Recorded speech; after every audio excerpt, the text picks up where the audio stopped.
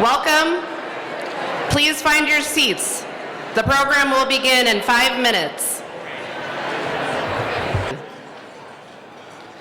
My name is Carrie Pelton, and I am a member of the Respite Care Giving Society, Vice President of Operations at Broadcom, and a former Respite Care board member and president.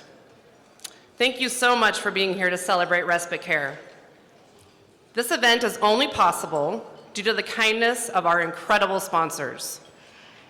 Thank you to Bank of Colorado, Neenan Art Construction, and the Reisman family, who are our 2026 mission sponsors. This commitment makes an impact not only at today's event, but all throughout the year. Respite Care is proud to share that we are a partner agency of Realities for Children. Thank you for being our advocate sponsor. Thank you to High Country Beverage for being our supporter sponsor. Because of their generosity and the rest of today's sponsors, every single dollar that we raise today will go directly to Respite Care.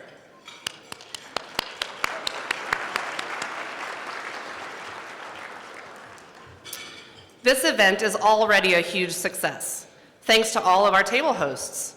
The table hosts have a gold star on their name tag, so look for the table host that brought you.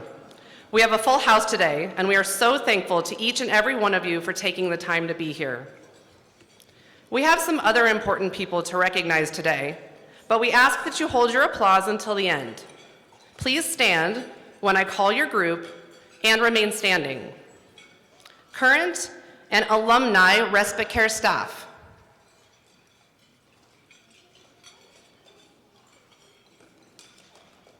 Respite Care volunteers.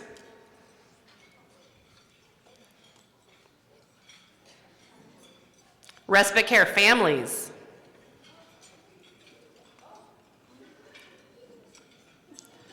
The Respite Care Board of Directors.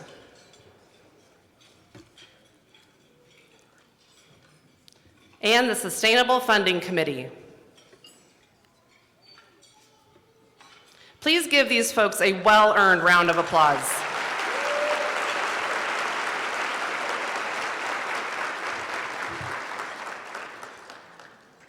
I know I speak for all of us when I say we appreciate you for working so hard every day to make Respite Care a safe home away from home for children with developmental disabilities. Thank you. When I was asked to join you today, I took a moment to reflect on what Respite Care has meant in my life. You see, my connection to this extraordinary place runs deep. I've experienced Respite Care as the daughter of its original executive director, as a board member for 6 years, including the honor of becoming the board president, and as someone who has quite literally grown up alongside this organization. And while Respite is known for embracing extraordinary kids and their families, I can tell you it is so much more. Respite Care is more than a nonprofit. It is a lifeline. It's a place where children are welcomed with open arms, where laughter fills the room, and where every child is seen, valued, and celebrated for exactly who they are, while their families are given the invaluable gift of rest, support, and peace of mind. Some of my earliest memories are tied to the very beginning of Respite.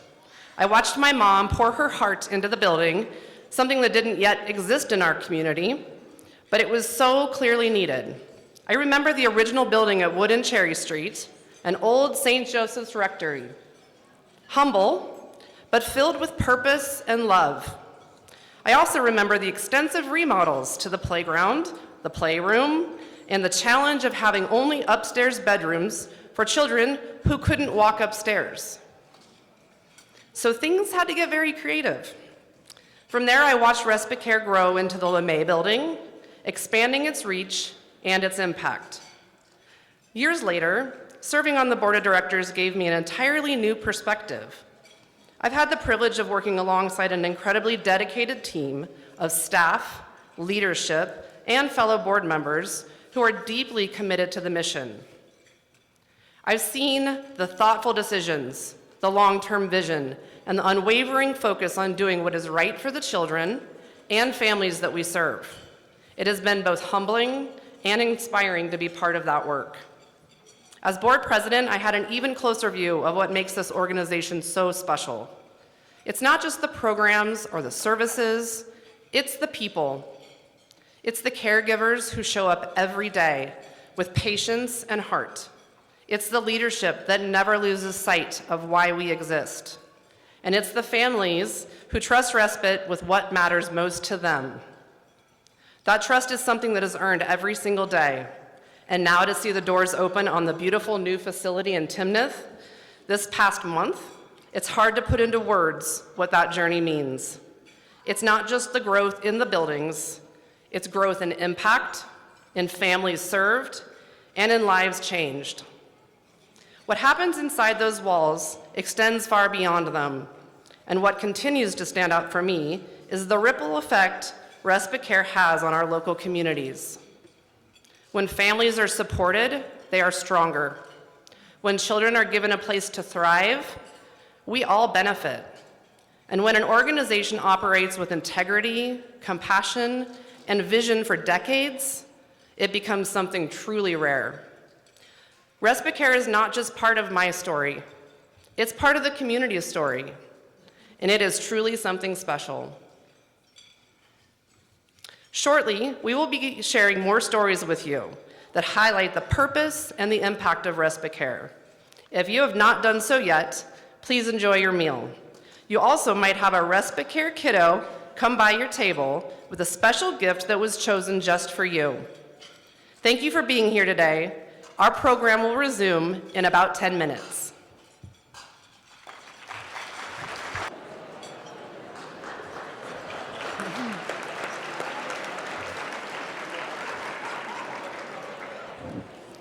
Good afternoon. My name is Christy Briles, and I'm the Executive Director of Respite Care.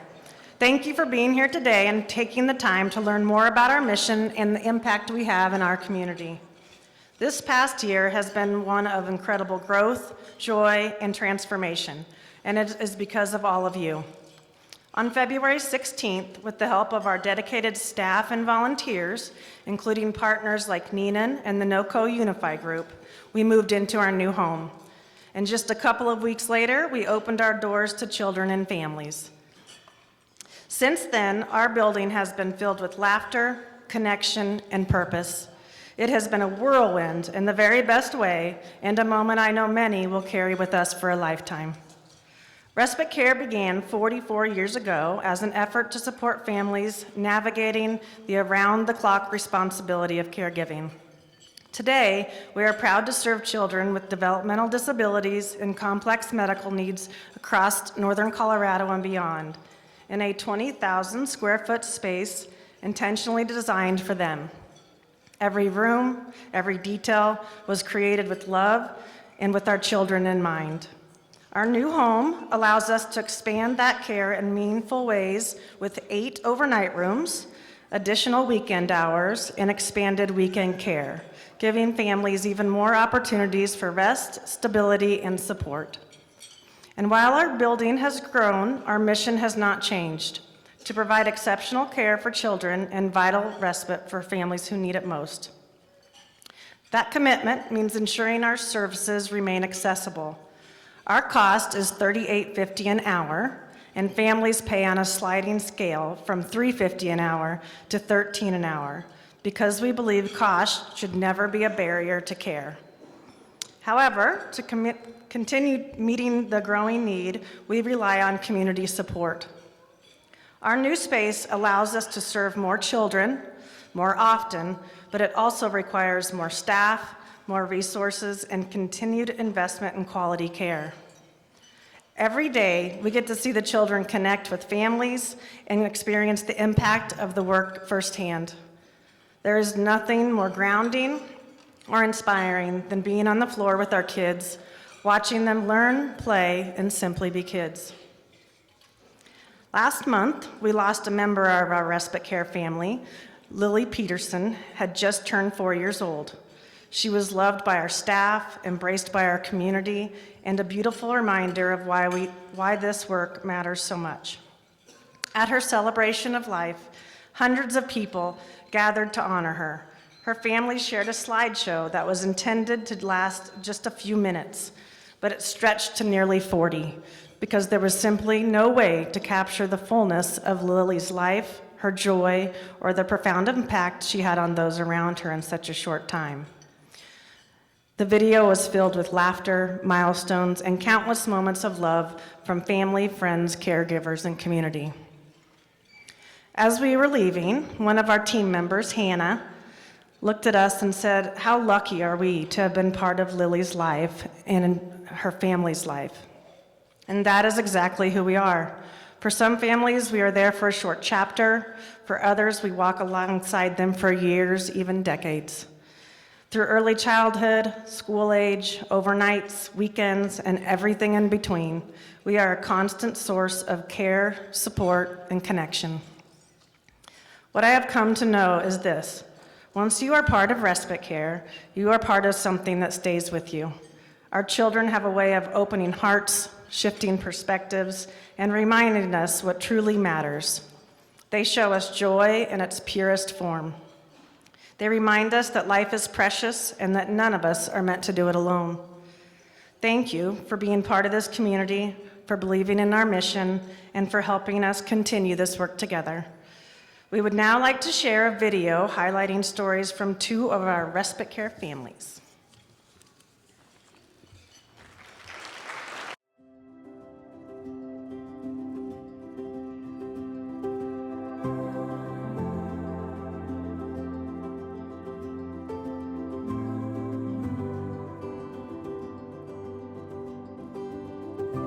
I'm Jenny Anhold, and I am Sanibel and Odin Anhold's mom. Sanibel has the best personality. She is one of those kiddos that will light up the whole room. She also has a wild streak and likes to be silly and funny. She loves to dance and just be crazy with all her buddies. Odin is a firecracker, and he loves to climb and play and figure out anything he can get into. He never stops moving. He's just go, go, go.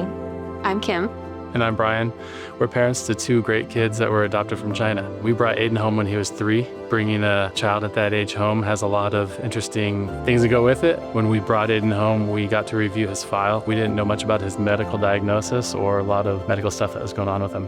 It told us that he had a left-sided weakness. It said he had some speech delays and some motor delays, but not a whole lot of information other than that. But along with that medical information, we got these pictures and videos of this resilient, happy little boy that had this smile that just lit up his whole face. And once we saw those, we just knew that's our son. The next few years after bringing Aiden home was filled with kind of a medical journey, learning what tells Aiden's story.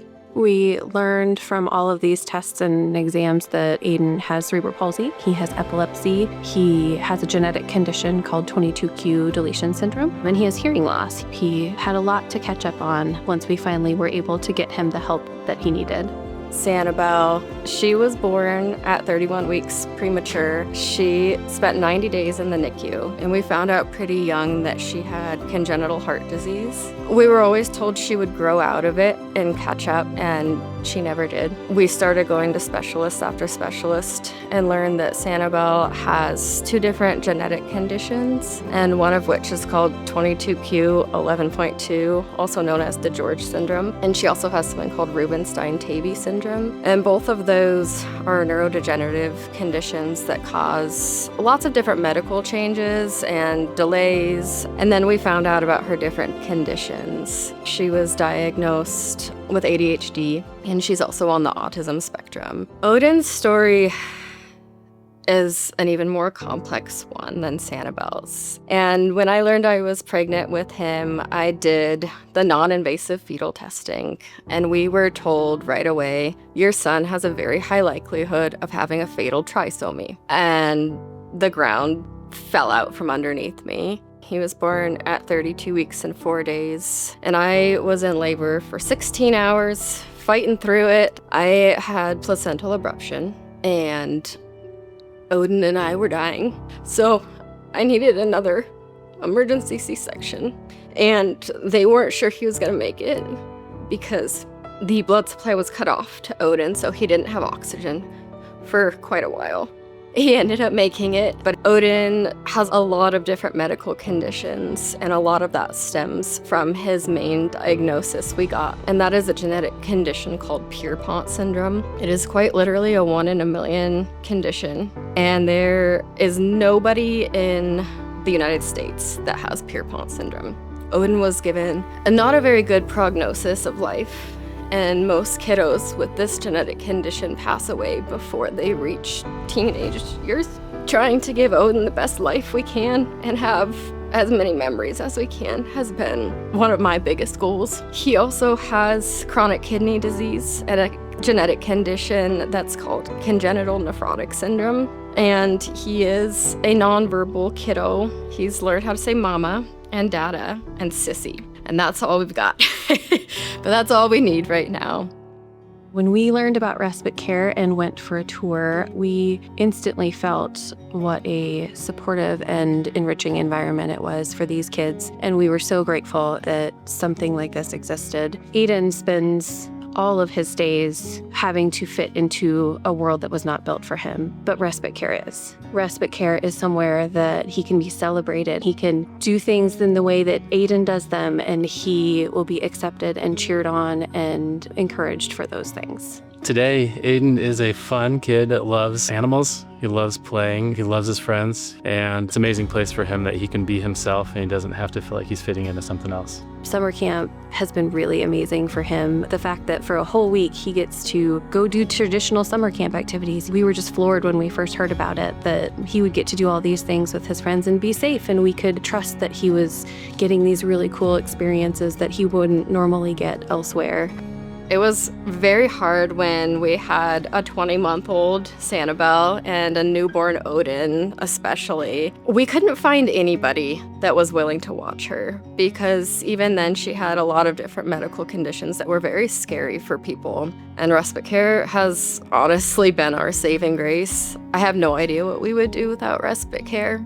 It has changed our lives. We kind of use respite care for everything. Sanibel and Odin go through a lot of different surgeries, and I myself am a medically complex person, so I go through a lot of surgeries, and having a safe place for them to be has been a miracle. In the future, we hope that Aiden continues to grow and learn and develop good friendships and be confident, and we know that respite is going to be a huge part of that. Respite care allows us to find our balance as a family. Parenting can be all-consuming with any kids, but parenting a child with disabilities requires a lot of attention, and having to just pay that much more attention to help Aiden thrive. And respite care gives us time to take a step back and focus on ourselves so that we can be the best parents for both of our kids. My daughter is named after Sanibel Island in Florida. That island has a famous lighthouse that has withstood many a hurricane. And to me, respite care is that lighthouse. We go through a lot of hurricanes and trauma in our life, and respite care is there through it all. And we have help. We're not stranded alone throughout this hurricane. And I just know that no matter what storms come up, respite care is gonna be there for us. My biggest dream is for happy, healthy kids. And the healthy part we're probably never gonna get. And giving them every opportunity just for them to enjoy childhood, really, and enjoy friends and playing and not have memories only of being in a hospital. Thank you for giving them a place where they feel like they're at home. And thank you for being that safety when I can't be there.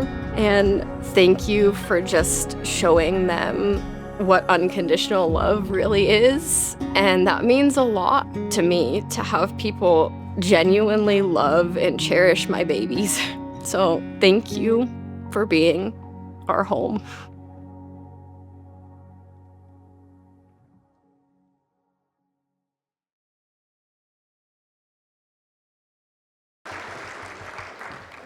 That's tough to follow. Hello, everyone. First of all, thank you for being here on this very special day. My name is Chelsea Schrader, and I'm Reed's mom.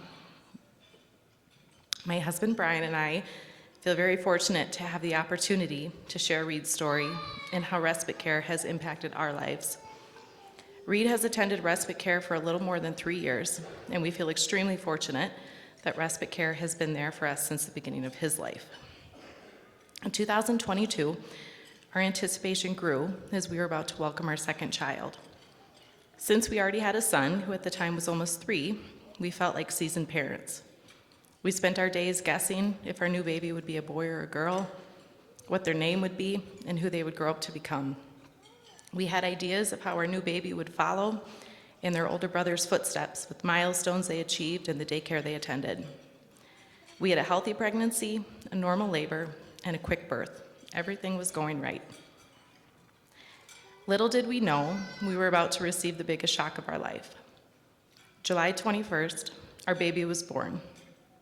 The nurses quickly announced it was a boy and that he needed support with his oxygen.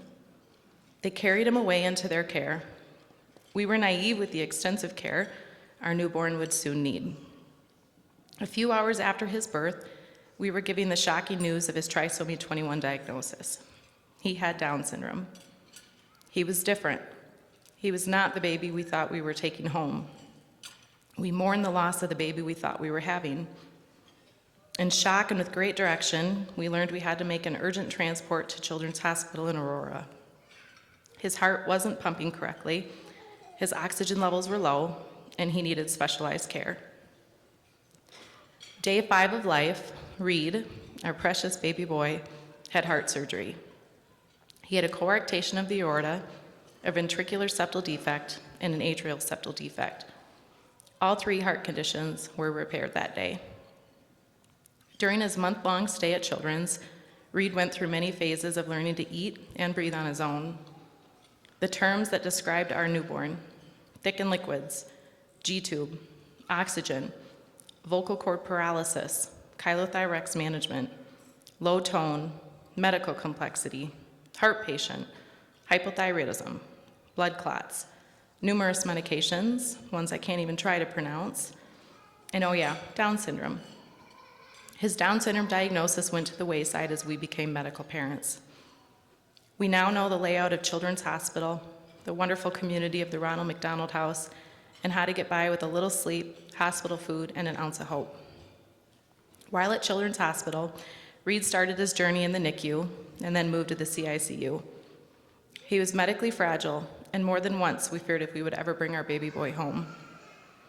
Reed surprised us. He showed us signs of determination and overcame so many obstacles. One day before his big brother's 3rd birthday, we got to come home. We got to celebrate in more ways than one.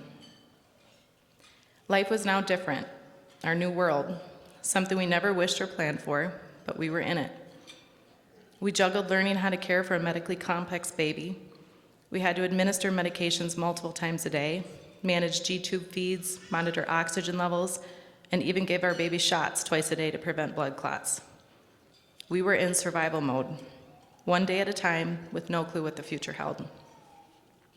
Fortunately, I had 16 weeks of maternity leave, and my husband, being self-employed, had a lot of flexibility in his schedule. But we had to return to the reality of work and responsibility. Throughout this, we still maintained the same work aspirations and family goals as before, but we knew they would now happen on Reed's timeline.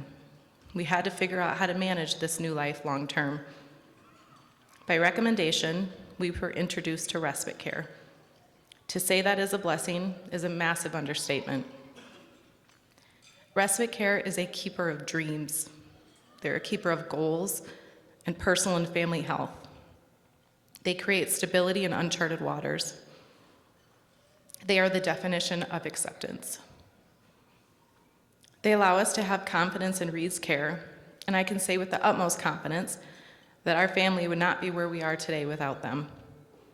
Little do they know, their support has allowed us to grow our careers and even our family. They have made a difference in not only Reed's day-to-day, but in our family's legacy. Reed attends respite care multiple days a week and receives speech, physical, and occupational therapy on site with his therapist. Reed has been able to make friends, learn, grow, and be accepted for exactly who he is and where he is at. He will even be ready for kindergarten in fall of 2027.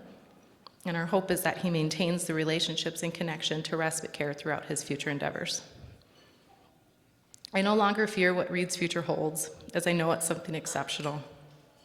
I know that our journey is still new, but I know that without a doubt we have the support and guidance surrounding us to figure it out along the way. Respite care is monumental in that journey. We will forever be grateful for the staff, the board, the management, the donations, the community in which respite is. My hope is that our story, Reed's story, gives you a glimpse into this magical place and the families and community impacts on a daily basis. I want to say thank you really quickly to the staff that's all here today. Thank you for loving our son. You are our family. You are Reed's family. And again, without you, we would not be where we are today. So thank you.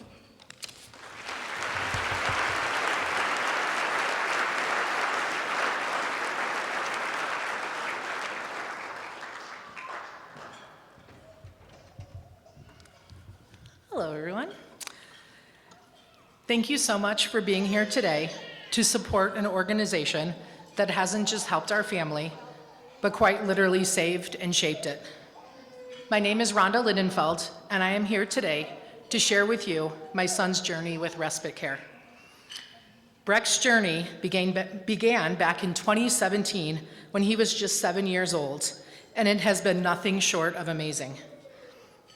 Early on in Breck's life, the simplest milestones felt like mountains. Day-to-day tasks that we all take for granted, such as eating, sitting up, and walking, Breck spent countless hours with repetition and therapy to achieve. Years later, the ability to run, jump, and speak would eventually come too. At age 3, Breck was diagnosed with childhood apraxia of speech, a rare neurological motor speech disorder where his brain struggles to plan the precise and consistent movements required for speech. An intellectual and developmental diagnosis would come later. Breck is a people person. He loves life and lives his life with a sense of purpose, intention, and most importantly, fun. He has an infectious smile and a personality that people are drawn to. He lives in the moment and thoroughly embraces all that life has to offer. He is absolutely the most confident and extroverted person I have ever encountered. He greets everyone with a hello and a high five. Yes, literally everyone. In the store, the park, the gas station, you all get the picture. He treats people as we all should, like they are the most important person in the room. If you have met Breck, I guarantee he has made you feel this way. Looking at Breck today, it's hard to believe that when he began at respite care, he was almost nonverbal, unsure of himself, and his community was quite small. He is now almost 17 years old and about to finish his sophomore year in high school, and he's thriving. Respite care has opened so many doors for him. He has made genuine friends. These friends show up in all areas of his life: school, unified sports, Special Olympics, Fellowship of Christian Athletes, Young Life, and various other clubs. In addition to making peer connections, the connections he has made with volunteers through art, music, and animal therapy, wilderness camp, and day camp, opportunities that would not have been available to him without the support of respite care, have given him a community. We run into people all over town who stop us, say hello, introduce themselves, and share with me stories about Breck, about their time volunteering at respite care. Last summer, I even received a message from a volunteer who lives out of state, who happened to find me on social media, who simply wanted to check in and see how Breck was doing. His community isn't small anymore. It's huge. Something I could have only dreamt about 10 years ago. In a world where everything is constantly changing, respite care has remained a constant for our family, a place of security and unwavering support. As a full-time working single mother of 2 boys, the peace of mind that respite care provides to our family is a gift. When I drive away, I know without a shadow of a doubt that he is safe, he is loved, and he is cared for. Respite care is his place, a place that he loves and a place that he belongs, where he is accepted and celebrated for who he is.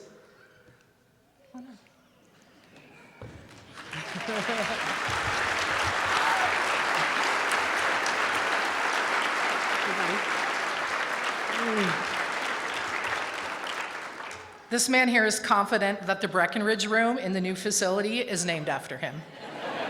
Please don't tell him otherwise.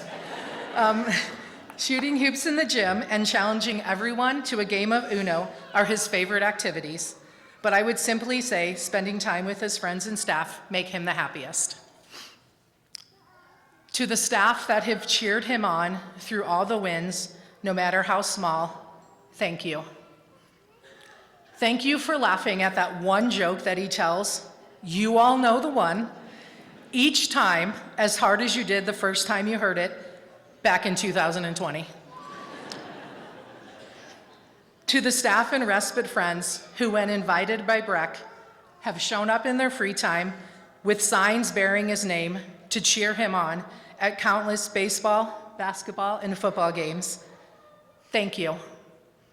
It's not just what you do that matters, it's who you are.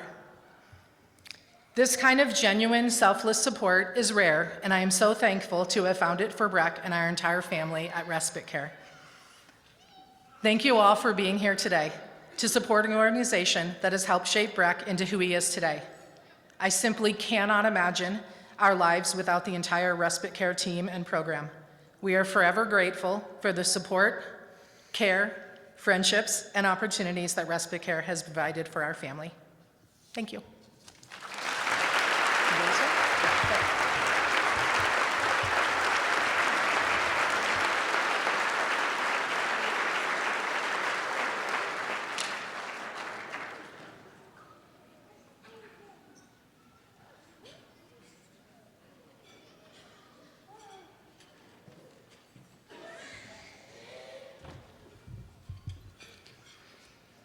I thought I saw Breck walking around, but I wasn't sure. It's cool to have him here.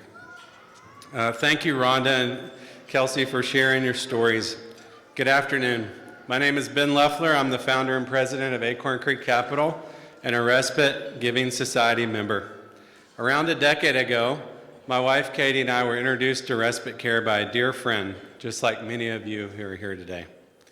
When we saw what Respite Care was doing for families in our community, we knew we wanted to get involved. We're going to go through a little fun activity now.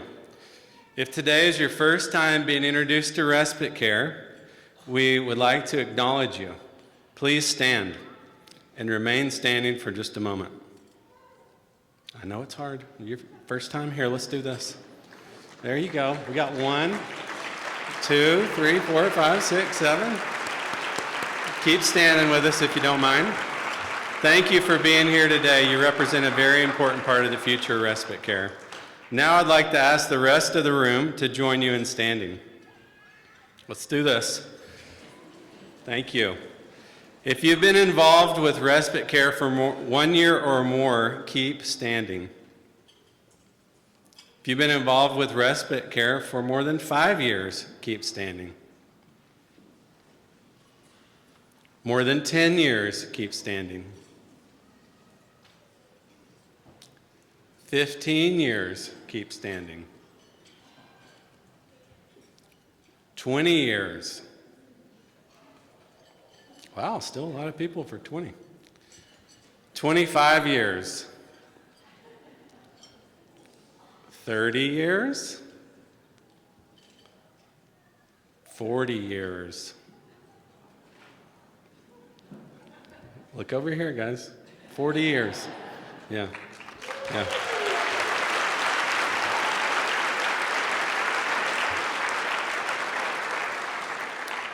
40 years. Wow, that's truly incredible.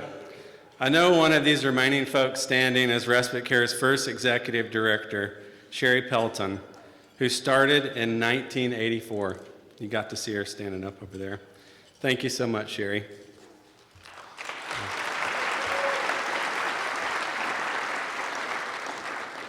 I asked Sherry to share why she's still involved with respite care after all these years. And she said, once you feel the love and joy that comes from the kids, families, and staff, and volunteers of respite care, you want to continue that journey. 40 plus years of seeing the kiddos become more than anyone ever expected. 40 plus years of seeing families thrive. 40 plus years of getting to introduce our kiddos to a community that embraces who they are. Sorry you can't get rid of me. We are family. Thank you for sharing that story, Sherry, and a special thank you for all of you for being here today and your continued commitment to respite care. Let's take a moment to celebrate some incredible successes from last year. As Christy mentioned, respite care opened a new location in Timnath last month. The new building nearly triples the number of children that can be served at one time to over 155 kids at one time. That's awesome.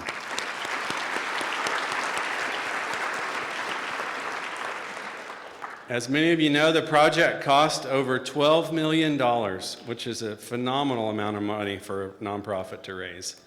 With the hard work of the board, the capital campaign committee, and the entire respite care community pulling together, respite care was able to raise these funds before construction was completed. I think that's incredible.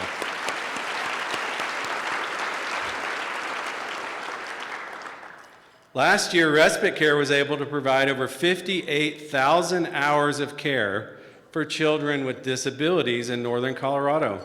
That was 58,000 hours of enrichment, play, and fun for the children, and 58,000 hours of rest, peace of mind, and respite for their families.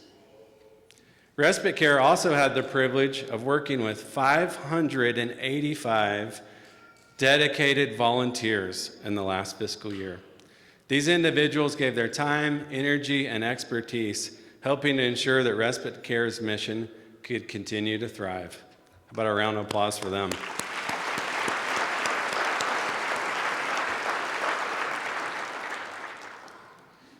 Your support, time, and financial resources are vital to the continued work of respite care. If you've been inspired by what you've seen and heard today, we ask you to consider a donation. To further inspire you, we have a challenge gift totaling $90,000 to leverage today's donations and pledges. Every single dollar raised today, up to $90,000, will be matched thanks to this generous group of donors.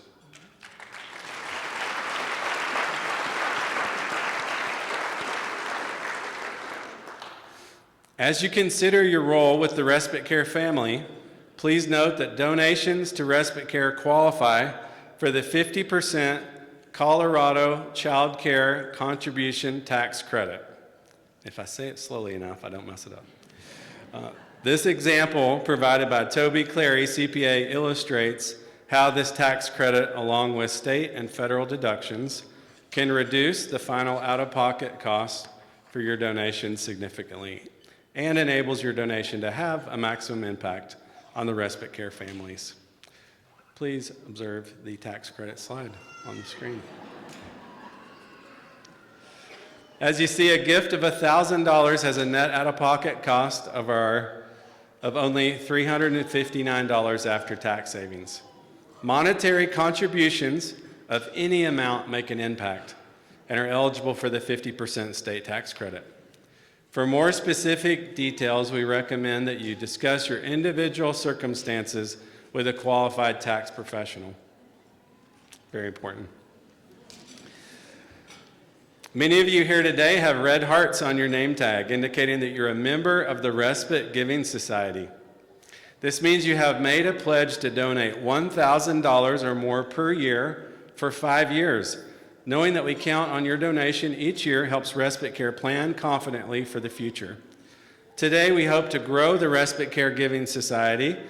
Now, I'd like to ask the table hosts to please pass out the pledge cards, and we'll walk through the card together.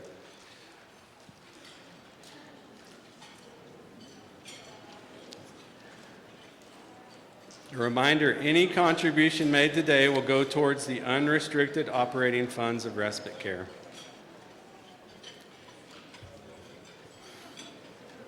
The first level in the Respite Giving Society is a pledge of $1,000 each year for 5 years.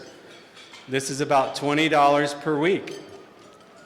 The next giving level is $5,000 a year for 5 years. A gift of this level covers an entire week of summer day camp for 10 kids with disabilities to get out and explore in our community. Giving at the next level of $10,000 per year for 5 years would help fund over 300 hours of specialized care, allowing families a chance to work, rest, and recharge while their children are being cared for in an environment built just for them. Joining the Respite Care Giving Society is one way to make a tremendous impact at Respite Care. However, every single gift of any size helps Respite Care continue serving families. If you would prefer to make a one-time donation or a pledge of any amount, the next line is just for you. On this line, please tell us how much you would like to give and for how many years. Maybe you would like to consider a gift of stock or simply have some great ideas to share. If so, please check the next box, the one that says, "Please contact me. I have other thoughts to share." If you're interested in joining the Legacy Circle or would like to hear more about planned giving opportunities, the next box is for you. Whatever support you can provide makes a difference and is truly appreciated. All funds raised today will go directly towards continuing our mission to provide care for kids with disabilities and respite for their families. Before we wrap up the program, let me say on behalf of everyone at Respite Care, including the families that we serve every day, thank you for coming to listen, to learn, and contribute your valuable time to be here. We truly appreciate you all. Let's take a few minutes to now finish filling out the pledge cards. When you're finished, please pass your cards back to your table host. That may have been the longest 2 minutes of my life, so I'm calling it. Thank you. And now I'd like to turn the program back to Carrie Peloton to wrap up. Thank you.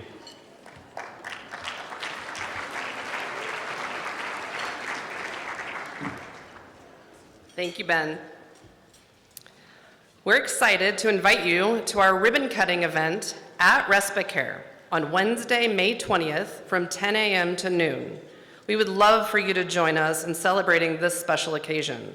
To RSVP, simply scan the QR code included in your program. I'm assuming you all know how to use a QR code by now. Thank you again to the generous donors who provided the leadership gift for today's event. Thank you to Bank of Colorado, Neenan Art Construction, and the Reisman family for being our annual mission sponsors. This event would not be possible without our sponsors, our table hosts, our volunteers, our families, our staff, and especially our kids. We are grateful to each and every guest in attendance for helping Respite Care grow into their new home. Thank you, and have a great rest of your day.